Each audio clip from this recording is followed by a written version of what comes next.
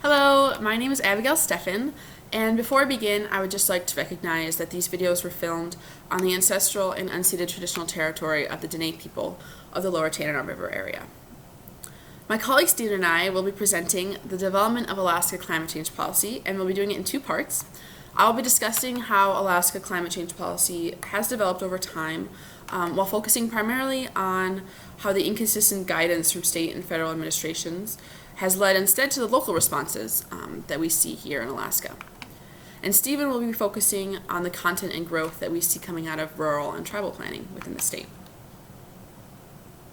I'm a recent graduate of the University of Alaska Fairbanks, where I studied natural resource management with a focus in global climate policy and adaptation. Being the only Arctic state, Alaska is experiencing the consequences of climate change much more rapidly than other parts of the country. As a student here, naturally, climate change was the focus of a large portion of my coursework, as well as my independent studies and my internships. I'm also a climate scholar for my university's honors program, which engages honors students in studying and solving climate change challenges here in Alaska. But as many know, working to solve climate change must go beyond the classroom. So I'm able to push for direct change as a community member of Fairbanks through local groups such as the Fairbanks Climate Action Coalition, who is responsible for pushing our borough assembly to create a climate action plan just this last year.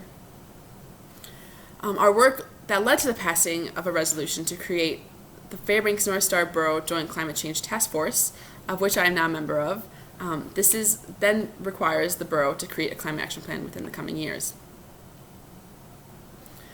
As an Arctic state, Alaska was engaged naturally with the development of the Proto-Arctic Council, which is an intergovernmental forum of the 8 Arctic states that forms to discuss and address Arctic issues.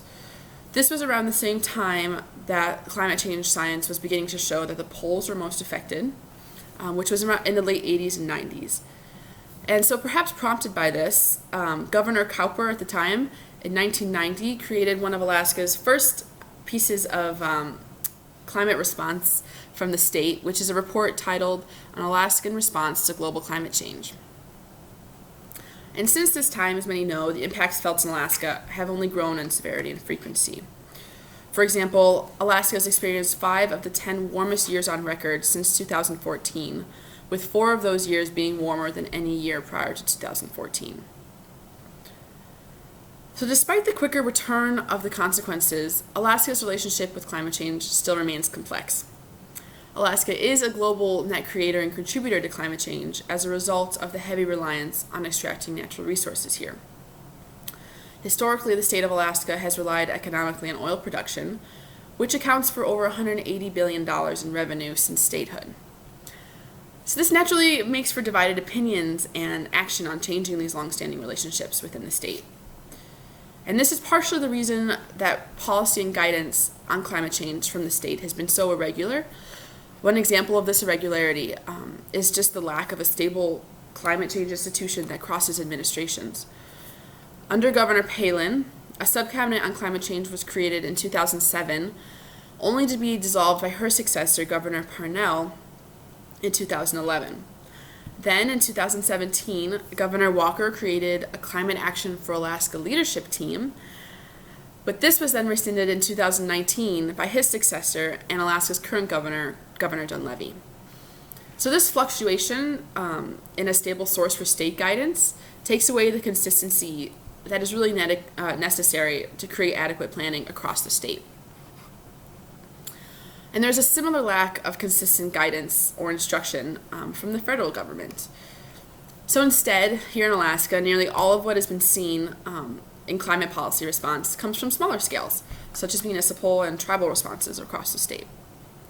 Just in the last 10 years, Alaska has seen over 12 climate action and adaptation plans, 13 hazard mitigation plans, and 17 impact assessments that have been completed or initiated from local entities. The first climate action plans that were seen in Alaska from local scales came out of city governments such as Homer, Sitka, and Juneau. And these early plans were initiated by their local heads of government, their mayors, and often were inspired by reports and action that were taking place on larger scales, such as what was being done from the IPCC and the U.S. Mayor's Climate Protection Agreement.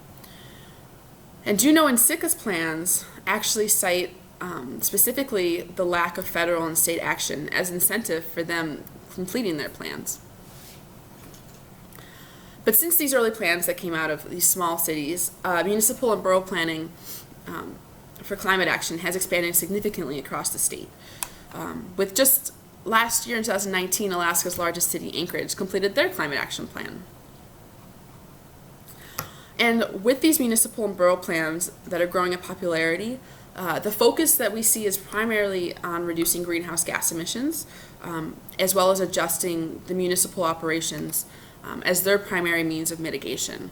And this is slightly different than what we see coming out of rural and tribal planning, which Steffen will discuss a little bit later.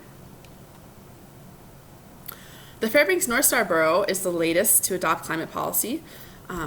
The Fairbanks Climate Action Coalition, which is a local community-led group, they're responsible for initiating, drafting, and advocating for the resolution that was eventually passed by the Borough Assembly that requires the creation of a climate action plan for the borough. I was able to be a part of this process, which really illustrated to me just what the process of passing climate policy in Alaska is like, and it also highlighted the challenges in doing so.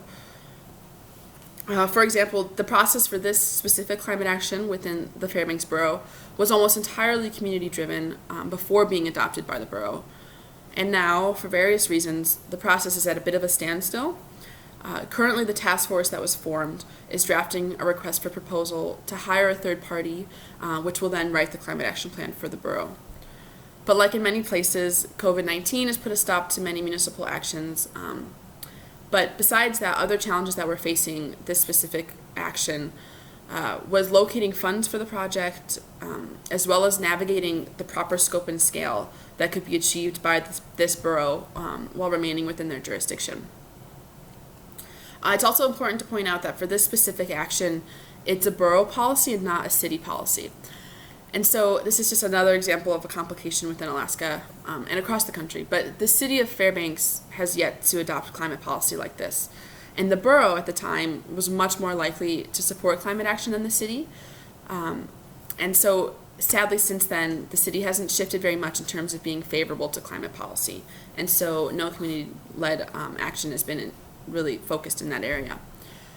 But this kind of highlights another challenge, which is having to adhere to political timing and the party politics that exist here in the state, both locally and really on the state scale.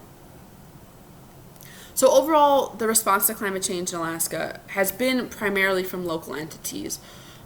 And the challenges facing these local climate actions within the state could be mitigated, and the resulting climate change planning could be improved if there was consistent support from these larger forms of government.